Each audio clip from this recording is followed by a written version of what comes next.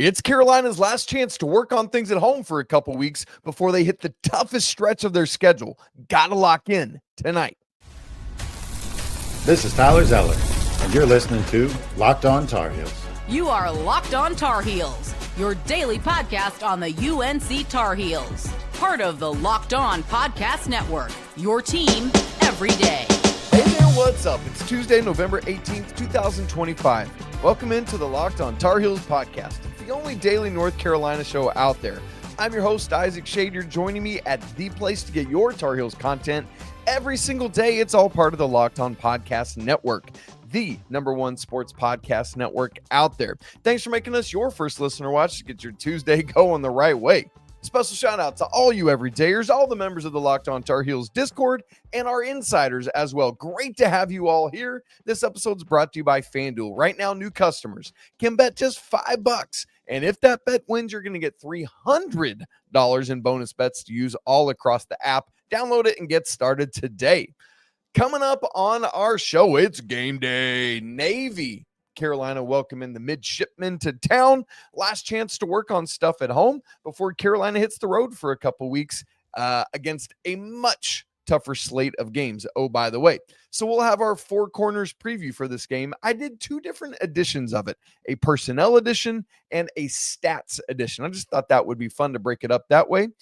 A five-star prospect in the class of 2026 cuts Carolina off of his list, but it's for good reason, and it's fine. Also, I've got a doozy of a stat for you coming up actually in the first segment of the show, so make sure you don't miss that. Here we go. Tonight, Carolina playing Navy. It's the last chance for a couple weeks at home to really work on trying stuff. Carolina is going to have more bye games, and they're going to have more bye games at home, but not until they have played St. Bonaventure and Michigan State and Kentucky, and then they come home for Georgetown. So you've got a stretch of games right here that is going to define the way we ultimately think about this non-conference schedule and how successful or unsuccessful Carolina is. We'll talk more about that leading up to next week. Yes, the Kansas win is great, but if you don't build on it, all it was a nice win before Darren Peterson got hurt. And what you've had since then is the opportunity to figure out who are we without Seth Trimble, all of that kind of stuff. And as I look back on the first 4 games of the season and where things are leading, I've really liked the rhythm of how they scheduled things out. Go with me on it. There was essentially a warm-up game against Central Arkansas, who was, outside the top 300. And then just right out of the gate, like, all right, let's see where we're at. Let's play Kansas, right? And then after that, you get a bit of a better mid-major team in Radford. And then just another, probably the worst team you play all season in NC Central. An opportunity to try stuff again. And now it's another team in Navy that's not awesome, but they're not in the 300s. They're not even in the 200s. They're in the low 100s. But they're relatively good for the conference they play in. They're the preseason pick to win the Patriot League. And then from here, after this game, it's another step up. So you go from NC Central, 348 at Ken Palm, to Navy, 173 at Ken Palm. And let me say really quick here, by the way, Navy is better than you think they are. I said the preseason pick to win the Patriot League. Yes, they're not a power conference level. But and also, we'll talk about their wins and losses in a second. They've got 2 losses. One of them is to a better than you realize Yale team that's top 100 in the nation, and that's probably even selling them short. And then just losing by 9 points at Penn State. And I know Penn State's not great, but still. It's just tonight's game is one of those situations where I want us to be aware that this is a potential, if not likely, NCAA tournament team that either they or Colgate is going to win the Patriot League.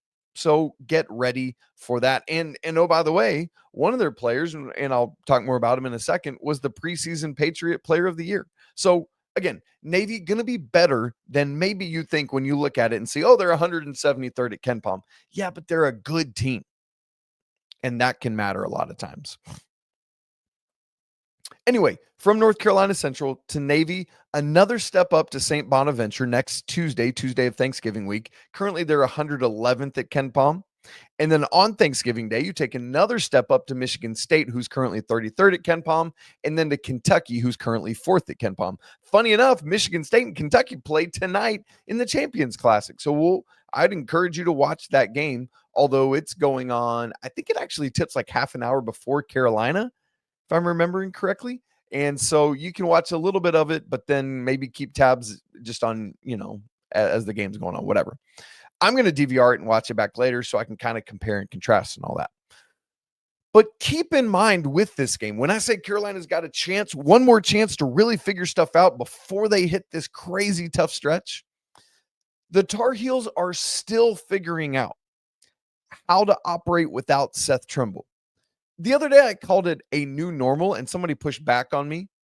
And I hear that because sometimes when you talk about new normal, you mean for forever. But it is the normal for, I guess at this point, the next 5 to 7 weeks. Like that's the reality we're living in. So yeah, it's a new normal, not a forever new normal, but an indefinite new normal. And so you got to act and treat it like this is what you live in. You're also adjusting to life without Seth, but life with Luka. Remember, he was a latecomer. And Carolina didn't know if he'd be eligible, so he didn't play against BYU. You got all of that. He didn't play in the exhibition games. So you're still trying to work him in. It's been making strides, but that's part of it. So you got all those things. And so because of all that, because of what's ahead, because of kind of the stepping stone, how talented, how good the teams are that Carolina is playing, you got to stay locked in, man. Again, I want to see if this team can be killers and not let their guards up because they're playing a team ranked in the 170s in the nation. Don't let your guard down. Just go out and dominate this thing from tip to buzzer. That's what you got to do. That's what killers do, and I want to see Carolina do it. So, again, those next 3 games are all not road games, but away from the Smith Center. Fort Myers for St. Bonaventure, Fort Myers for Michigan State, and then at Rupp Arena for Kentucky the Tuesday after Thanksgiving. That's all coming up. Here's the details of tonight's game. Let's say more about it and make some predictions. This will be in the Smith Center, 7 p.m. Eastern. It's on ACC Network. FanDuel has a line 24.5 for Carolina. At Ken Palm, it's 21. The series record here. Remember I told you I got a crazy stat for you? Buckle up for this one, you guys. This is wacky. I always like to look at the all-time series record between Carolina and whoever they're playing. Navy leads the all-time series between Carolina 14-6. These two teams have played 20 times historically. Navy has won 14 of them. And this is the crazy stat. If you look at every series, and there's not many of them where a team holds an advantage over Carolina in how many games they've won. Obviously, as I just said, Navy is one of those. But when you look at which teams in the country have the biggest advantage over Carolina in terms of like they've won more. So, for example, Navy has won 8 more games than Carolina in the series, 14-6. Who are the teams that have done that the most? Well, the 4th most is Indiana, who holds a 4-game series lead over Carolina, 10-6. Then West Virginia, whom Carolina has never beaten. They've played 5 times. West Virginia has won them all. So they hold a 5-0 lead. Texas and Carolina have played 12 times. You know how much Carolina struggles with the horns. My own wife is a Longhorn. I just ought to kick her out of the house when Carolina and Texas play. It's so frustrating. Anyway, they hold a 6-game series lead over Carolina. That's crazy. But Navy holds the biggest margin of like separation in the series between Carolina and another team. Navy. Isn't that crazy? An 8-game advantage over the Tar Heels in the series. But here's the thing. Of the 20 times they've played, 19 of them were between 1920 and 1959. They've played just one time since, and that was the 1998 NCAA tournament, and Carolina won by 30-something points. Crazy stuff there. So there's your crazy stat. I told you. It's nuts, right? Navy's coach is John Perry. He's in his first season. But again, Navy picked first in the Patriot League preseason poll, 173rd at Ken Palm, 200th at Torvik. The offense is better than the defense is for Navy, so we'll see how that plays out. They've played 4 games so far. They beat Presbyterian and they beat a non-D1 school. And I already mentioned their losses, but are to Yale and Penn State, both very respectable games to lose. Their usual starters, they've had 4 guys that have started every game. Austin Benini, who is their 4th leading scorer, 12 points a game, but he's the one that was the preseason Patriot League pick for Player of the Year.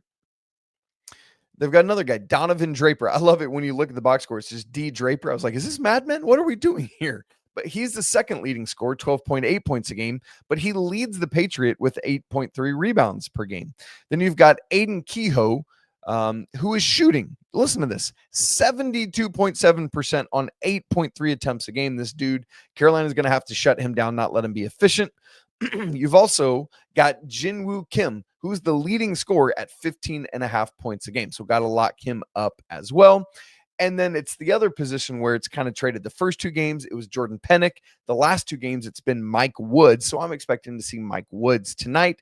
That means then that Pennick, David Burnett, and Cam Cole would be their main 3 guys off the bench. There's a nice kind of gap in minutes per game played by anybody else after Cam Cole. So there's that. Let's make some predictions on this game, then we'll get to the Four Corners preview. I said it, FanDuel favors Carolina by 24.5. That's a steep number, but hear me out. Carolina is not going to take as long to get going in this game, right? Like they've struggled with that a couple times. It's not like last year. It ain't like last year. Hear me not saying that. But it's just taking them a while to get the train warmed up, right? And going. And then the second half, they really take off. I think Carolina gets going faster in this one. And part of it is that North Carolina, with all their size advantage, I told you it's going to feel weird, but we're going to say that a lot this year, is the 6th tallest team in the nation.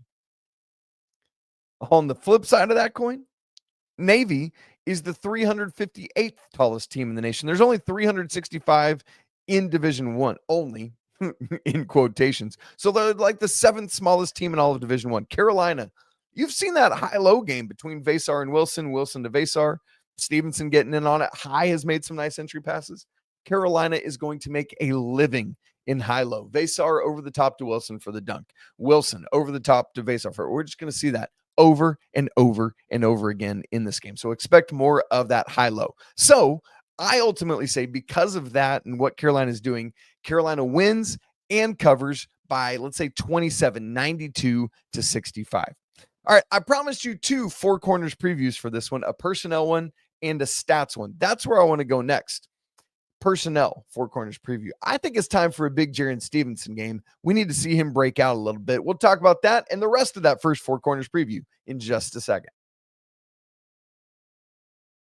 Right after I tell you about FanDuel, y'all, the NBA is back, and there's no better place to get in on the action than FanDuel, the official sports betting partner of the NBA. Even if you missed the start of a game, maybe you want to ride the hot hand, cool, no worries.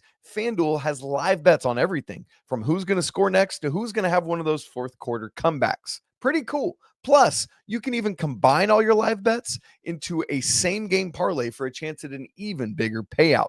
All of that keeps every game exciting because you got something riding on it, man. That's pretty cool, right?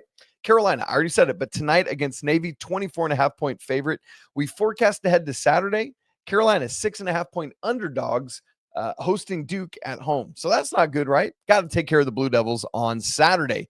And if you want to get in on that action, maybe you're a new customer to FanDuel, awesome, because right now new customers get $300 in bonus bets from FanDuel when your first $5 bet wins. So head on over to FanDuel.com to sign up and play your game, again, only with FanDuel, the official sports betting partner of the NBA.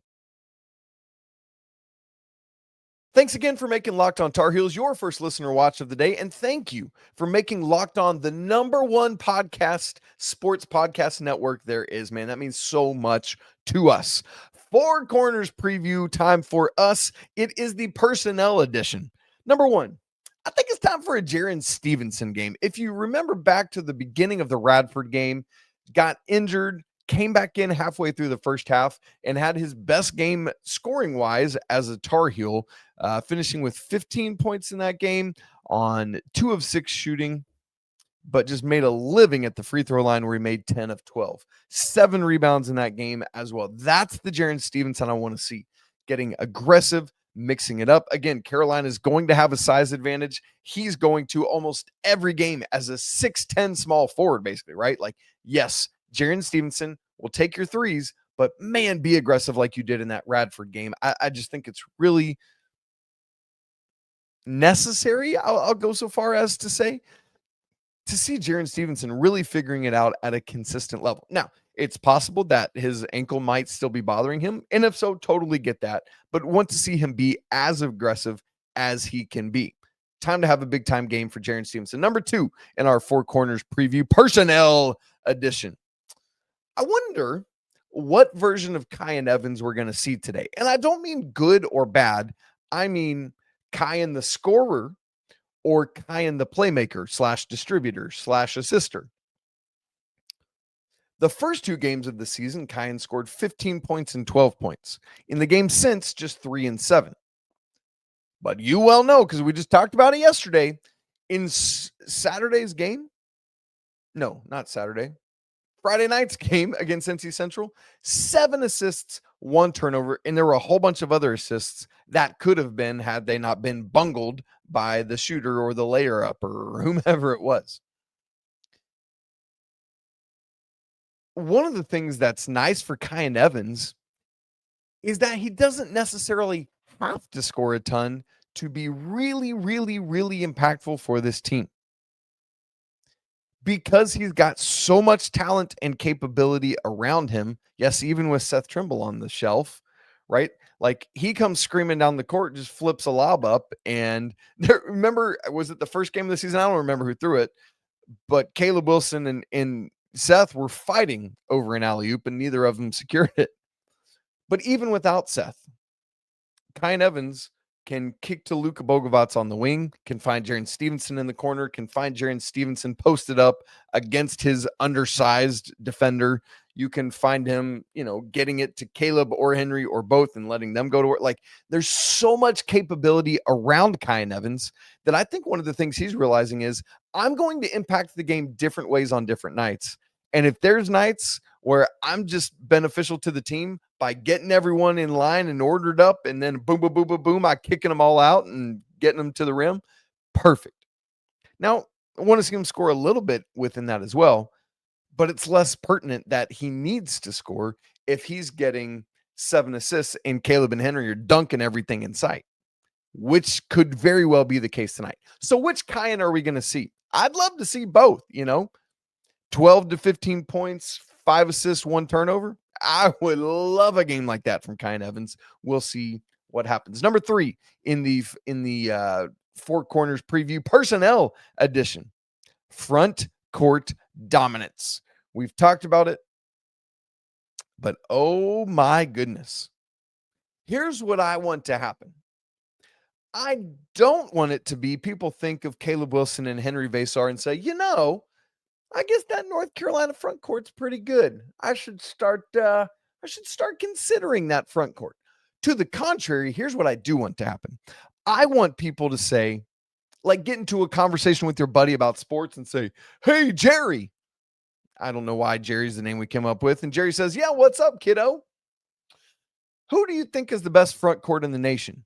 And as Jerry thinks about his answer, he can't help but pretty quickly get to Caleb Wilson and Henri Veesaar. And I think that's legitimate. I think Florida's probably the best front court in the nation because they're the reigning national champs and they got literally everyone back to that front court.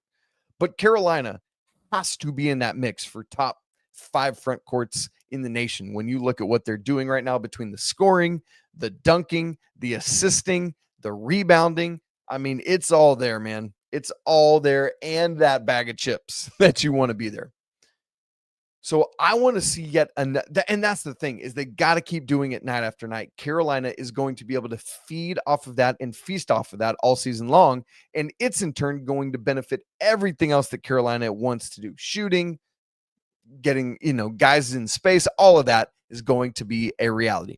Number 4 in our Four Corners preview, personnel edition. What's the next step for Luka Bogavac?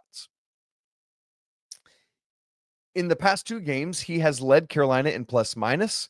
He was the leading scorer 2 games ago, the first game he started. He was the second leading scorer last game, the second game he started. Is that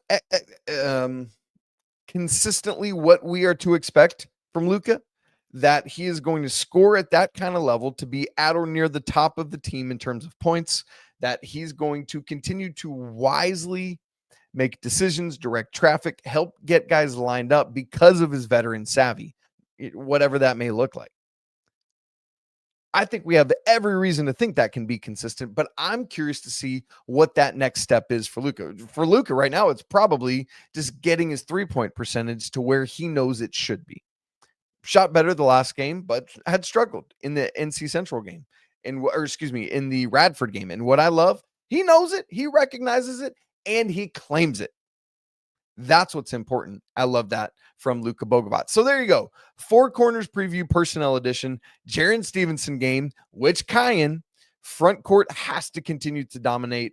And what's the next step for Luka? Coming up next, we got to get to Four Corners preview stats edition. I've pulled out some stats that I think are going to be critically important to Carolina's success, both in this game and beyond. So join me for that coming up in just a second.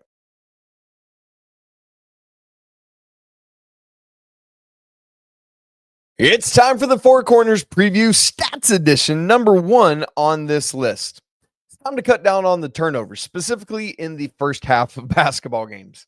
It's not been too bad in the second half. Carolina has really cleaned it up. That's what made them go from like, what the heck is happening in the first half against Kansas to, are the Tar Heels world beaters right now? Because they just dropped 58 on the Jayhawks here. And that's what happens when you hold on to the ball and you maintain possession and you don't give the other team possession. Such was the case Friday night against NC Central. Carolina had 10 turnovers in the first half. That's not ideal. Then in the second half, literally had 0. So you got this yin and yang thing going on here. And as I said, I think Carolina has a better start to the first half of this game. And a big part of that is taking care of the ball early. That's what we're going to see. Now, here's the good news. Carolina has not been egregious with turnovers in any game thus far. They've played 4 games. Game 1, 12, and then 11, and then 11, and then 10. So they've been within 10 to 12 turnovers a game. Can totally live with that. Just got to keep working at cutting it down. Again, taking this game very seriously and locking it down and doing good work with hanging onto the ball so that you get shots.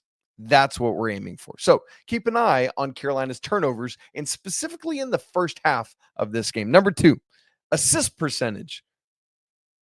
To this point, this is the single best season of the Hubert Davis era in terms of assist percentage. And by that, I just simply mean the number of Carolina's made baskets that have an assist with them.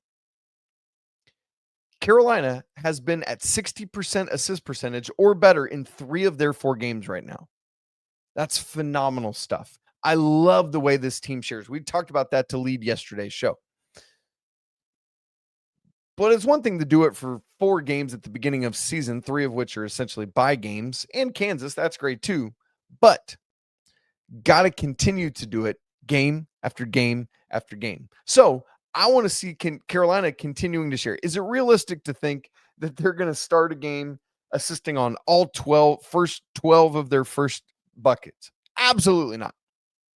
But you could be close to it. And that's the kind of thing I want to see. Carolina loves to move the ball. This team does. And I'm excited to keep watching it. Speaking of doing things, that's number 3 in our Four Corners preview stats edition.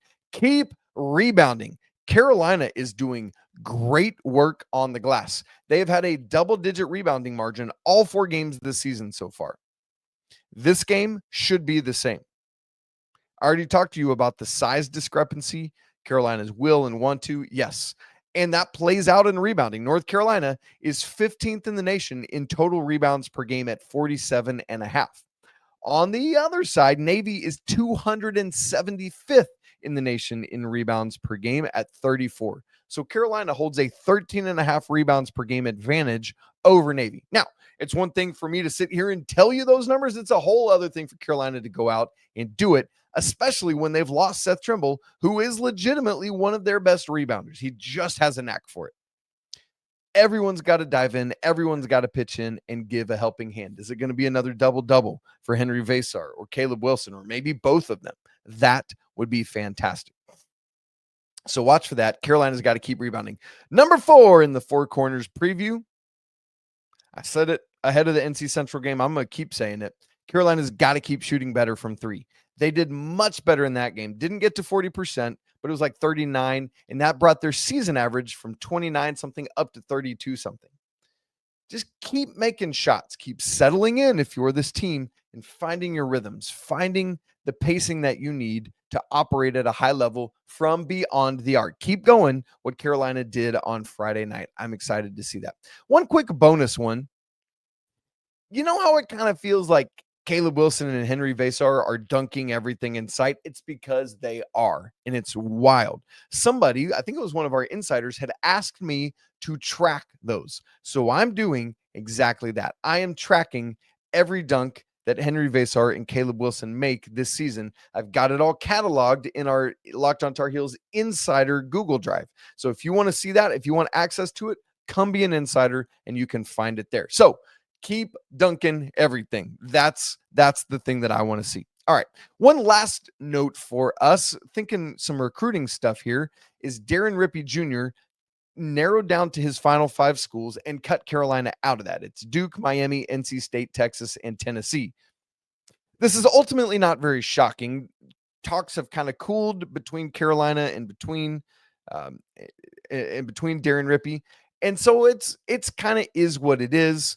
But I think part of it is that I don't, necessarily, I can't remember off the top of my head the timeline of it, but Carolina's all in on Dylan Mingo. Now, that doesn't mean they'll get him, but that's the basket they've put their eggs in. The good news is that Carolina, depending on what happens this year and depending on the decisions guys make, have a whole bunch of front court returners that they're going to be able to bring back next year. And so that's a factor with any guard that you're going to bring in. There was also a rumor floating around on Monday that Mingo had already committed to Penn State. That seems weird, you say? Sure, fine. It's where his brother is a freshman right now playing basketball. So that would actually make some sense. From what I can tell at the time of this recording, that's just an unsubstantiated something from somebody trying to make a name for themselves by getting out ahead on this. And that's not it. I don't think it's nefarious or anything like that. I just think it's a guy trying to make a name for himself. But I've seen nothing to corroborate it from, anybody else. And so right now I'm going to continue to reserve judgment on Dylan Mingo's decisions until we actually hear it from him or from a more reputable source or from multiple reputable sources, anything like that. Now, I'm not saying that Dylan Mingo won't commit to Penn State and playing with his brother. I'm just saying that as of the report right now, there's nothing to go on that says that. So just keep that in mind. Bottom line for me, I think it's going to be hard for Carolina to land Dylan Mingo. But I think they continue to try because if you try, you got a shot at it. A better than 0% chance. And that seems worth it in this sense because he's so good at basketball. It's crazy. You guys, that's it for today's show. We're going to be live together tonight after the basketball game. Make plans right now to come join me live after the game to unpack it all. It's going to be so much fun. I can't wait. I'll send out tweets and links for that in Discord and on Twitter later on Tuesday. So just be on the lookout for that. You guys, if you haven't subscribed to the show, do it right now so you don't miss a single second this year of Locked On Tar Heels. We're on YouTube. We're on your favorite audio platform. Wherever you check things out, we're doing shorts. We got all sorts of crazy stuff that you can dive into with Locked On Tar Heels and become an everydayer. Wouldn't it be great to say, dude, I am an everydayer for Locked On Tar Heels? That'd be really cool. So if you haven't joined the Locked On Tar Heels Discord, come hang out there. It's a great community. We're inching closer to 600 total subscribers in there. We'd love for you to be one of them if you're not already. I say subscribers, just members. It's free to join. Great place to hang out. I do everything I can to make sure that that is a safe place to be a Tar Heels fan without fear of reprisal or weird message board crap that often happens. Also, if you've not joined the Locked On Tar Heels Insiders and you want to go next level, you want access to my stats and my charts and all that, join the Insiders. That link's also in the show notes. It's always a great day to be a Tar Heel. We'll talk again tonight after the game, but until then, peace.